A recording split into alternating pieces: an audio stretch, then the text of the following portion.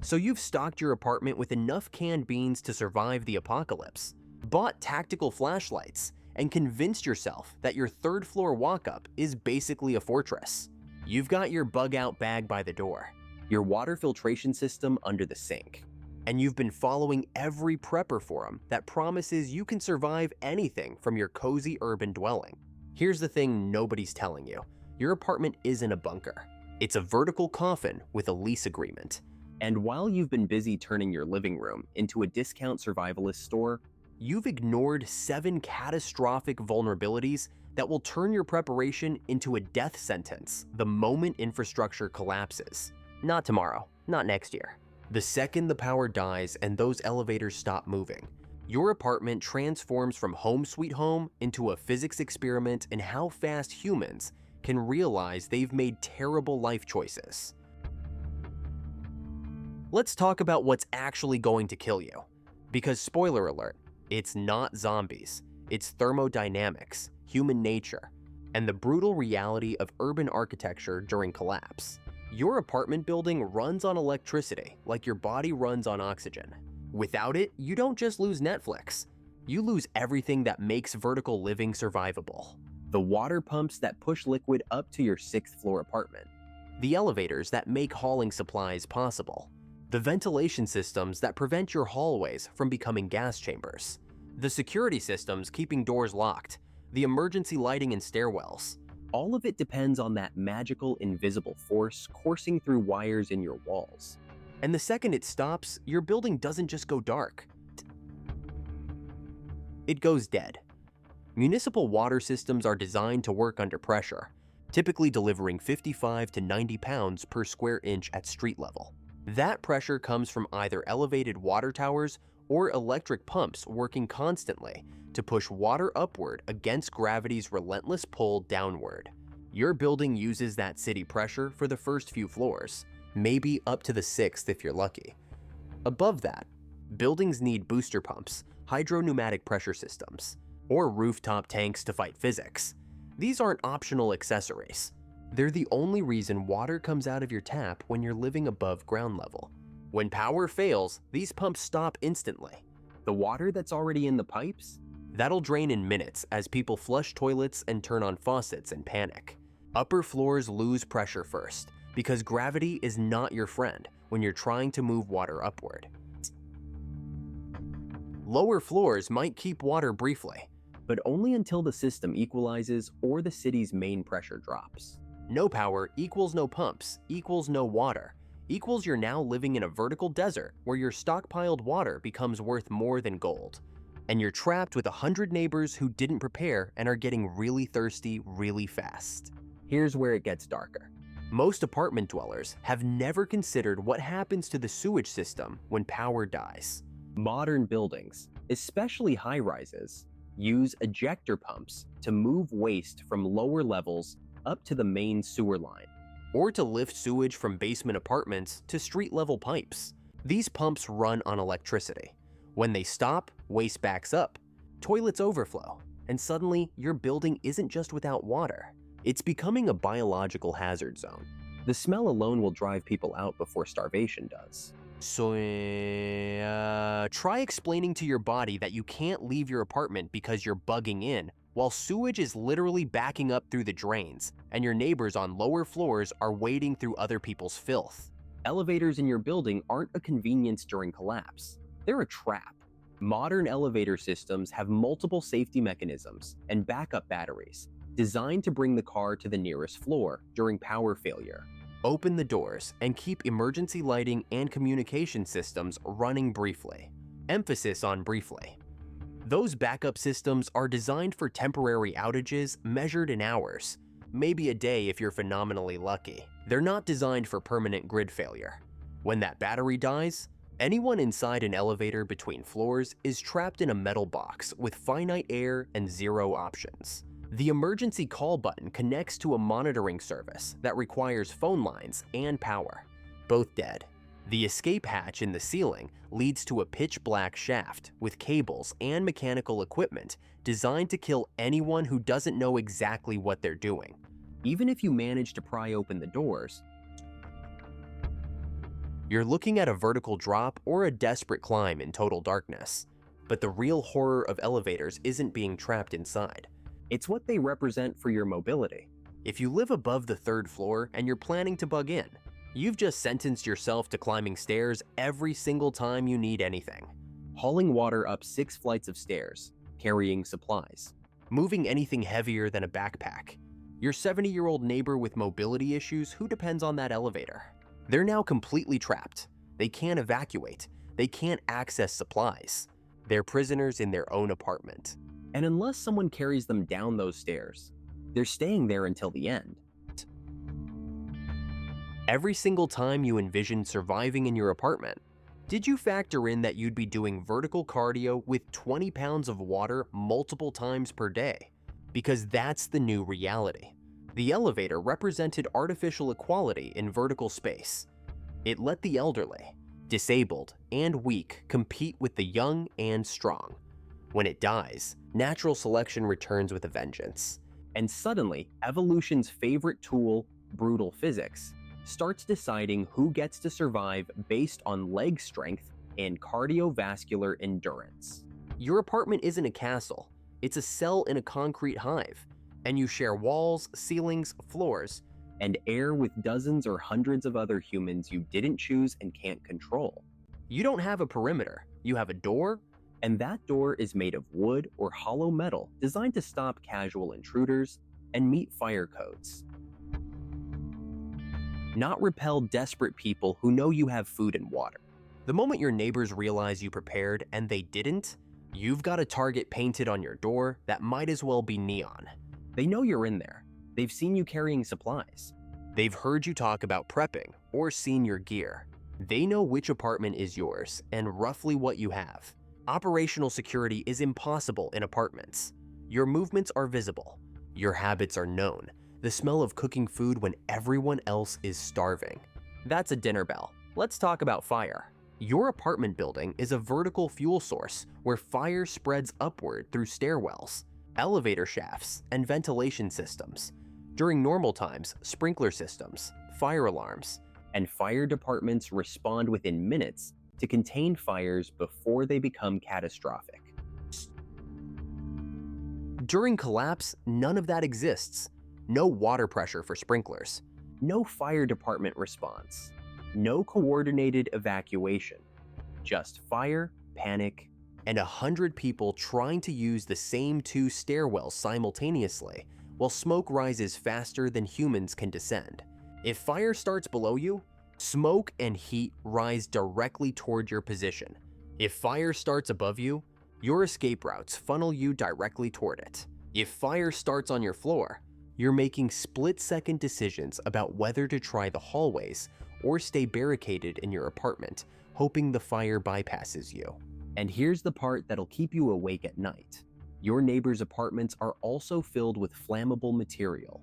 And some of them are going to make catastrophically stupid decisions involving candles, improvised heating, and amateur cooking that will ignite fires spreading through the entire structure.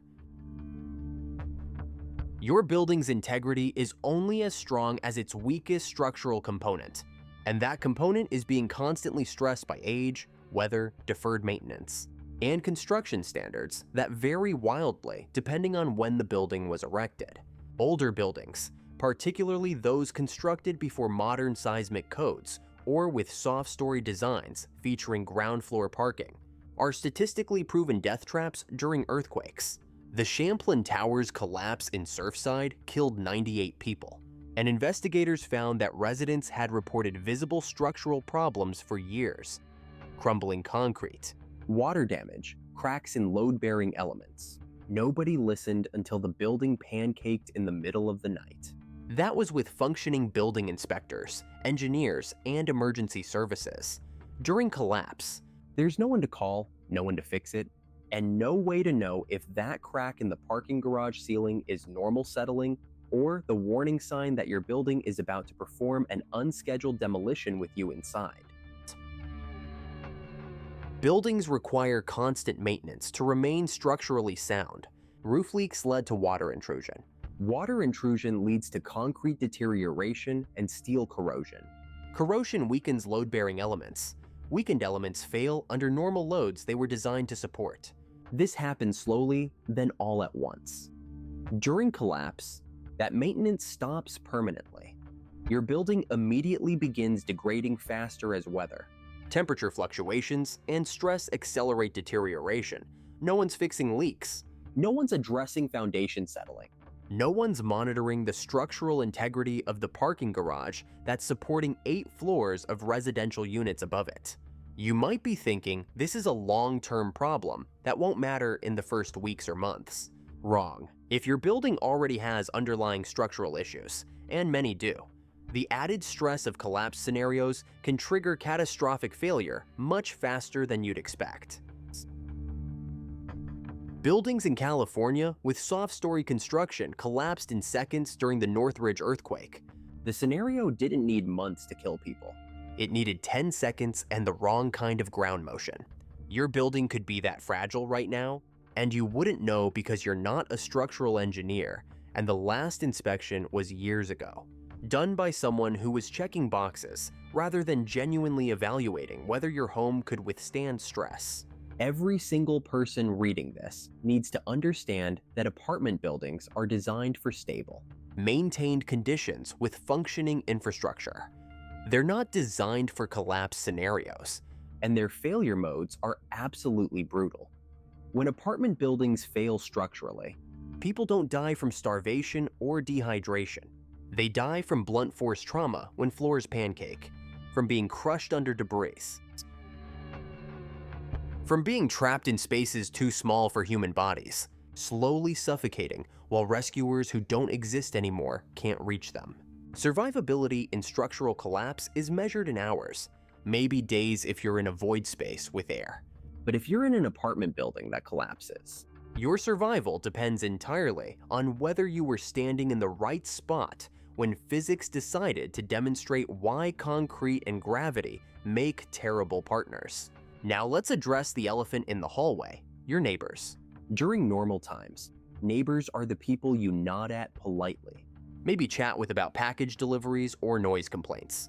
During collapse, neighbors become your greatest vulnerability because they're starving. Desperate humans who know exactly where you live, what you have, and that you can't escape quickly. You're not defending a homestead with a driveway and sightlines. You're defending a door in a hallway where threats can mass outside your threshold without you even knowing they're there until they decide to knock. Most apartment doors are laughably inadequate for security. Standard residential doors are hollow core or solid core wood, set in wooden or metal frames with basic deadbolts. These doors are designed to satisfy building codes for fire resistance and basic privacy, not repel determined attackers. A solid kick to the area near the deadbolt will breach most apartment doors in seconds. A small pry bar applied to the frame will pop the door open. A battering ram, which can be improvised from any heavy object, will destroy the door in minutes, even if you've reinforced the locks. And here's the nightmare scenario that keeps security experts awake. You can't see what's happening in the hallway. Unlike a house where you have windows giving you sightlines and advance warning, your apartment door has a peephole offering a fisheye view of a few feet of hallway. That's it. You don't know how many people are outside. You don't know if they're armed.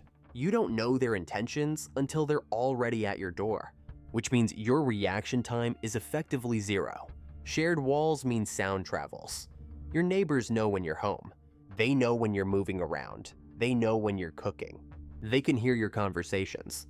Your operational security is compromised by the building's very architecture. If you shoot in self-defense, bullets penetrate walls and can hit innocent people in adjacent apartments or even floors above and below you. If you use defensive measures that create noise or disturbance,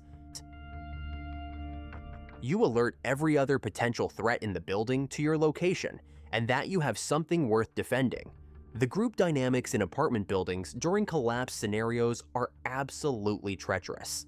Buildings develop hierarchies based on who has resources, who has weapons, who has numbers.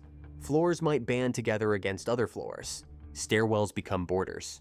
Individual apartments become isolated targets unless you've somehow organized your neighbors into a cohesive defensive group before collapse, which is functionally impossible because most people don't prepare and will resent you for suggesting they should. You're facing a choice between keeping your preparation secret, which means you're alone when things deteriorate, or revealing your preparations to neighbors and hoping they'll work with you rather than simply taking what you have by force. Game theory says cooperation is optimal. Human nature says the strong rob the weak when consequences disappear. Your apartment puts you in forced proximity with strangers whose true nature only reveals itself when civilized restraint evaporates. And by then, it's too late to move. Here's where we synthesize everything into the brutal reality that apartment preppers don't want to acknowledge. Apartment survival isn't just difficult, it's actively opposed by physics, architecture, and human nature simultaneously. You're trying to survive in a structure that requires electricity, water pressure, and infrastructure to function as intended. When those fail, the structure doesn't gracefully degrade into a survivable environment. It transforms into a vertical death trap where every floor adds complexity to escape. Every neighbor represents a potential threat vector. And every day without power accelerates the building's transformation from shelter to hazard. The seventh mistake urban survivalists make is the deadliest one. It's believing that supplies alone equal survival. That stockpiling food and water and gear in your apartment makes you prepared. It doesn't. It makes you a well-stocked target in an untenable position, waiting for physics and human nature to teach you an extremely fatal lesson about why our ancestors didn't build civilizations in vertical structures without reliable infrastructure. Supplies are necessary but not sufficient for survival. Location is paramount, and your location is fundamentally compromised by being in an apartment building during collapse scenarios. So what's the actual answer?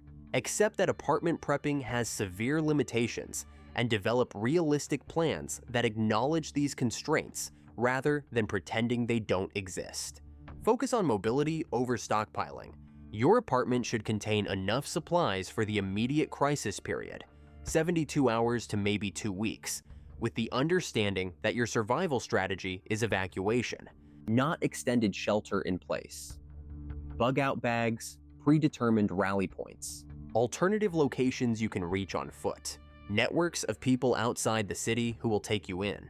These matter more than your 50th can of soup. Develop relationships with neighbors selectively and carefully. Find 2 or 3 apartments you trust and create a micro mutual aid network. Pool resources, share watches, coordinate security. 3 apartments working together have geometrically better odds than 1 apartment alone. But don't broadcast this to the entire building. Operational security still matters. Create multiple evacuation plans, because your primary exit route will likely be compromised. Windows with rope ladders if you're low enough. Fire escapes if your building has them. Knowing multiple stairwell locations and alternative routes through the building. Understanding which neighbors you can move through in emergency scenarios if hallways are blocked. Maintain physical fitness, because apartment survival is overwhelmingly physical. You need leg strength for stairs, cardiovascular endurance for hauling loads, and core strength for everything else. Your $60,000 stockpile means nothing if you can't carry it down 8 flights of stairs without collapsing. The most important thing is being honest about your tactical situation.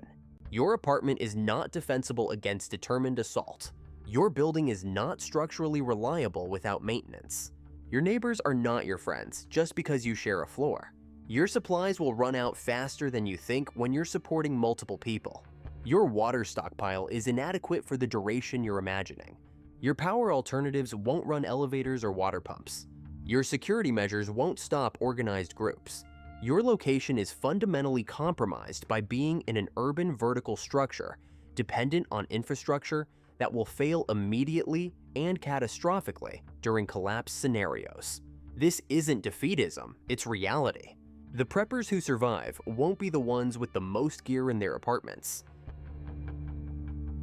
They'll be the ones who recognize that apartments are temporary shelters during transition phases, not permanent survival positions. They'll be the ones who evacuated early when evacuation was still possible. They'll be the ones who had alternative locations secured before crisis made movement impossible. They'll be the ones who understood that survival is about making good decisions with imperfect information under time pressure, and the decision to remain in an urban apartment building after infrastructure collapse is categorically not a good decision, no matter how much gear you've accumulated. The timer's already running, not because collapse is imminent tomorrow, but because the groundwork for survival decisions happens years in advance. You can't create bug-out locations, develop rural networks, build evacuation plans, and establish alternative shelters after collapse begins. You do that work now, while things still function, while you can still travel freely, while you can still make arrangements and move resources and develop capabilities. Or you can keep telling yourself that your apartment is fine, that you'll make it work somehow. That surely you're the exception to every brutal lesson that physics, architecture, and human nature have taught us about urban survival during infrastructure collapse. Most people reading this will do nothing. They'll feel uncomfortable, maybe even angry, but they won't fundamentally change their approach because changing is hard and scary and expensive and means admitting that their current plan is inadequate. That's fine. Evolution runs on that denial. Nature needs control groups to demonstrate what happens when preparation meets reality. The question isn't whether apartment buildings become death traps during extended collapse. The question is whether you'll still be inside yours when that happens, or whether you had the strategic intelligence to recognize that your third-floor walk-up was always a temporary solution to a permanent problem. Physics doesn't care about your lease agreement. Gravity doesn't care about your stockpile. Human nature doesn't care about your rights as a tenant. The only thing that matters is whether you can survive the conditions you'll actually face, not the conditions you wish existed. And the conditions in apartment buildings after infrastructure collapse are absolutely unforgiving to anyone who's still there when the power dies and stays dead. The truth lands like this. Apartments represent humanity's attempt to defy physics through infrastructure, stacking people vertically and using technology to provide the water pressure, waste removal, mobility, and security that make vertical living possible. When that infrastructure fails, physics reasserts itself brutally, and people living above ground level discover they've been living in a maintained environment that requires constant energy input to remain survivable. Entropy is patient. So it waits for the pumps to stop and the elevators to freeze and the water pressure to drop to zero. And then it teaches the same lesson it's been teaching since humans first tried to build upward without accounting for what happens when systems fail. That lesson is simple, ancient, and absolutely consistent. When you can't escape quickly, when you can't defend effectively, when you can't access resources independently, and when you depend on failing systems to provide basic survival needs, your preparation doesn't matter. Your location was always wrong, and you're learning that fact at exactly the worst possible time. Don't be that person. Don't be the one who confused supplies with strategy, who thought stocking a vertical coffin made it a fortress, who believed that apartment prepping was viable long-term without acknowledging its catastrophic limitations. Be the person who recognized the constraints, planned accordingly, and had the courage to change course before the power died and the physics lesson began.